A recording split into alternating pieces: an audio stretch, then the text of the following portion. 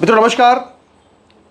मित्रों, पूरे देश को 4 जून की तारीख का इंतजार है, लेकिन उसके पहले पूरे देश को 1 जून की तारीख का भी इंतजार है, क्योंकि 1 जून को आखिरी चरण का मतदान होगा और आखिरी चरण के मतदान के बाद सभी न्यूज़ चैनल शाम को 5 बजे से एग्जिट पोल दिखाना शुरू कर देंगे।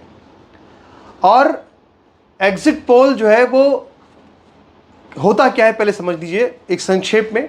एग्जिट पोल का मतलब ये होता है कि जब कोई वोटर वोट डाल करके बाहर निकलता है बूथ से, तो जो लोग सर्वे कर रहे होते हैं उसको वहाँ पे बात करते हैं उससे और लिखते हैं कि आपने वोट किसको दिया।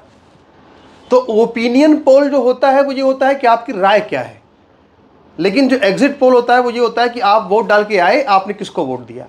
तो एग्जिट पोल सबसे ज़्यादा सटीक पोल होता है और एग्जिट पोल जो है वो हर चरण के मतदान के बाद होता है।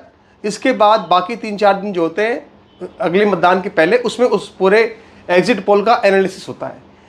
लेकिन ये जो एग्जिट पोल है इसके नतीजे आ जाते हैं पहले ही, लेकिन मतलब उनके पास होते हैं, जो कंपनी सर्वे करती है उसके पास नतीजे होते हैं, लेकिन चुनाव आयोग की कुछ प्रतिबंध होते हैं कि आप एग्जिट पोल को कभी भी जारी नहीं कर सकते जब तक कि मतदान पूरा ना हो जाए, मतलब हर चरण ना हो जाए, क्योंकि जो नतीजे हो सकते हैं एग्जिट पोल के वो चुनाव के रिजल्ट को आगे जाके प्रभावित कर सकते हैं, इसलिए उस पर एक रोक लगी हुई है। लेकिन मित्रों, हमारे देश के अंदर ऐसे बहुत सारे एग्जिट पोल जो होते हैं, उन एग्जिट पोल का सारा जो डेटा है, सारा जो आंकड़ा है, वो सारा आंकड़ा विभिन्न राजनीतिक पार्टियों के पास आता रहता है। इन एग्जिट पोल्स जो लोग करते हैं, ये लोग अपनी राजनीतिक पार्टियों को सारा फीडबैक देते रहते हैं कि भले हमारे पास फीडबैक ना आ रहा हो, लेकिन जैसे मान लो बीजेपी है, मोदी जी हैं, तो मोदी जी को बता दिया जाएगा कि एग्जिट पोल में इतने लोग आपके साथ थे तो आपके खिलाफ थे, नहीं इतने ने आपके खिलाफ वोट डाला, इतने ने आपके पक्ष में वोट डाला। और इसीलिए आपने देखा होगा कि अचानक से जो है मुद्दे भी बदल जाते हैं, हर पोल के बाद में एग्रेशन आ जाता है। ये आप देखते होंगे, स्ट्रेटजी होती है। तो ऐसे ही न्यूज़ 24 पर एक डिबेट चल रही थी, मानक गुप्ता शो कर रहे थे और उसमें बात यही हो रही थी कि आखिर होने क्या वाला है। तो वहाँ पे एक ये यशवंत देशमुख जी हैं, आप देख रहे होंगे, और एक तो पहचानते हैं आप योगेंद्र यादव, उनका चेहरा उतर गया। तो दरअसल क्या है कि ये 2 मेहमान बैठे हुए थे और मानक गुप्ता जो एंकर थे उन्होंने पूछा योगेंद्र यादव जी से कि भाई आप अपना आकलन बताइए।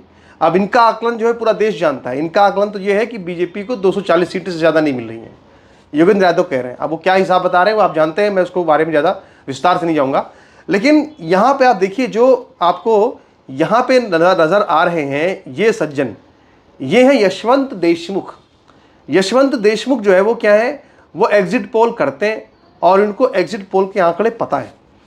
अभी किसी को बताएंगे नहीं ऑन एयर, क्योंकि इनके ऊपर इलेक्शन कमीशन का एक प्रतिबंध है कि आप एग्जिट पोल के आंकड़े बता नहीं सकते। लेकिन इनके जो विचार हैं उनसे संकेत मिल जाता है कि आखिर ये जो पूरी चुनाव की गाड़ी है ये किस दिशा में जा रही है। तो पहले इस पूरे डिबेट के शो में पहले तो योगेंद्र यादव ने बताया कि साहब 240 सीटें मात्र आ रही हैं, बीजेपी को कम सीटें आ रही हैं इससे, ठीक है। तो इसका जो जवाब सवाल का है, बड़े संयोग की बात है कि योगेंद्र यादव बैठे हुए हैं और वहीं पर ये जवाब दिया यशवंत देशमुख ने कि लोग नाराज नहीं थे मध्य प्रदेश में, लोग एक ही पार्टी से ऊब गए थे, लोग बदलाव करना चाहते थे, लेकिन कांग्रेस पार्टी के संगठन में इतनी क्षमता ही नहीं है कि वो लोगों को खींच करके वोटिंग के लिए ला सके। तो कुल मिलाकर के ये जो हम अब देखते हैं यहाँ पे ना कि अंदाज़ लगाते हैं कि बीजेपी में नाराज़गी है, लोग नाराज़ हैं, सब चीज़ें हैं, लेकिन लोग नाराज़ हैं तो कोई विकल्प उनके पास नहीं है, बीजेपी ही उनके पास विकल्प है। और दूसरा ये कि लोग नाराज़ हैं तो उनको कांग्रेस पार्टी कन्विंस नहीं कर सकती है, कन्विंस नहीं कर पा रही है। और अगर कांग्रेस पार्टी कन्विंस भी कर ले तो उसके पास संगठन नहीं है कि वो अपने उस जो मतदाता बदलाव करना चाहता है रुझान में, उसको ला करके कहीं पर वोट डलवा सकें।